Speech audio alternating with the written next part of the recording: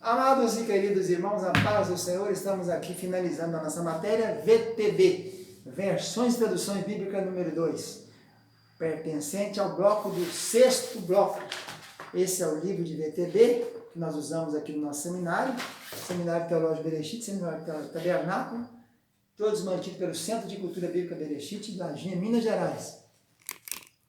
Nós estamos então gravando essas aulas do curso de Versões e Traduções Bíblicas 2, componente do 6º bloco. Vamos encerrar agora nossas aulas. Já falamos aqui sobre variados assuntos.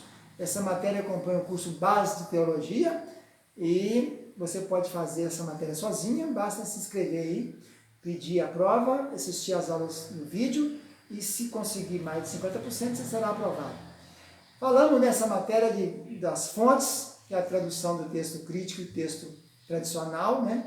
O texto crítico só segue 45 manuscritos, ele vem desde 1881, e o texto tradicional ele tem 5.210 manuscritos, e ele vem desde Erasmus e desde Robert Stephan, de 1550. No Brasil, a tradução Almeida Corrigida Fiel segue 100% dele. A Almeida Corrigida até 1948, que é essa que eu tenho aqui em mãos, ela é 100% também texto tradicional, texto recepto ou recebido. E depois de 48, as demais Almeida Corrigida, começa daqui, Almeida Corrigida, da 4ª edição de 2009, ela tem 4% do texto crítico, de Resticort Hort, que em 1881 trouxe para o mundo, baseado em 45 manuscritos, Micharia 1% de manuscritos, um novo texto, baseado em 3 grandes manuscritos, Sinaitas, Alexandrinos e Vaticanos, e mais 42 pequenos. Então nós falamos sobre as fontes, que no Brasil tem então a Almeida Revista Atualizada, que segue fielmente o texto crítico. Falamos da biografia, quem foi Resticort e quem foi Hort, que eram anglicanos, eram da Universidade de Cambridge. Falamos das Bíblias em português, a história toda ela de Almeida Corrigida, Almeida Reformada. Inclusive eu tenho aqui em mãos a Almeida Revista Reformada de 1883, que é uma raridade esse documento aqui, né? E tem também aqui a Almeida Atualizada de 62. Aqui também eu tenho a Bíblia, os melhores textos hebraico e grego de 1976, que também segue o texto crítico. Falamos depois de Mateus 17, 21, dando um exemplo de como funcionam essas versões. Falamos dos textos diferentes, as diferenças começam pelo grego, né? Uma palavra só para muitas diferentes, às vezes muda a palavra. Falamos das palavras copiadas de outras versões.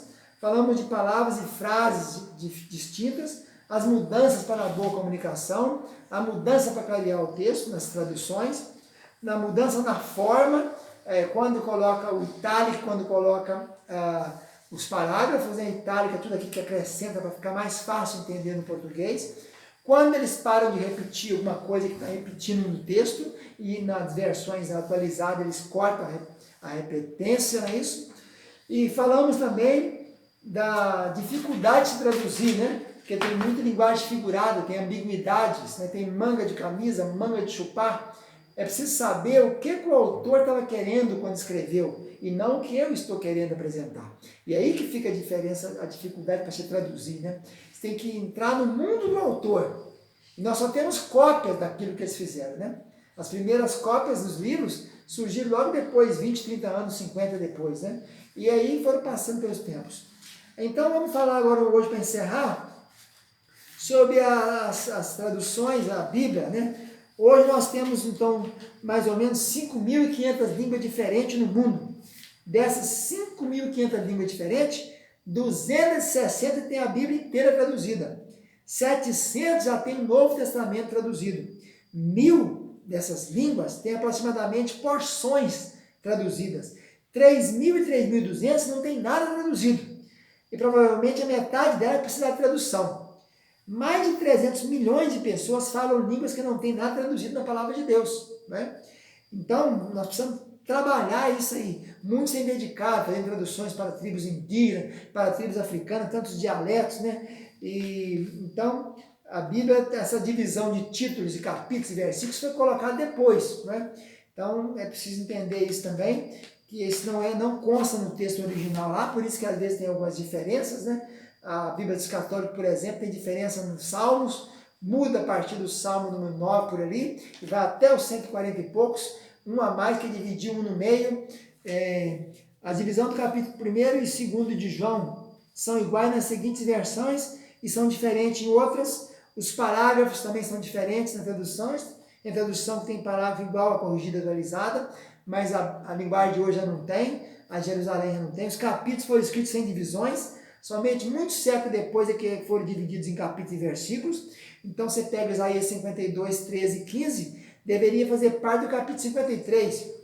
2 Coríntios 7, 1, está ligado ao fim do capítulo 6, deveria ser, né? 1 Coríntios 12, 31b, está ligado ao capítulo 13, na atualizada, mas na linguagem de hoje não faz essa ligação. A Septuaginta une o Salmo 9 e 10, eu acabei de falar, né? E a numeração do Salmo na Bíblia de Jerusalém é diferente entre os Salmos 10 e 147. Ela divide Salmo 147 em 2, e assim todas as versões terminam com 150. A editora Vozes usa a mesma numeração das outras Bíblias, mas coloca o número da Septuaginta entre parênteses. Oséias 13:16 está na editora Vozes e na Bíblia de Jerusalém, na nossa como 14:1. Oséias 13:16 é 14:1 das Bíblias protestantes. Os versículos, às vezes os versículos são divididos de maneira diferente. João 19, 19 e 20, em qual versículo fica as palavras e estava escrito em hebraico, grego e latim? Né? Tem João 19, 19 e 20. Lucas 21, 34 e 35. Em qual versículo fica as palavras como laço, armadilha? Né?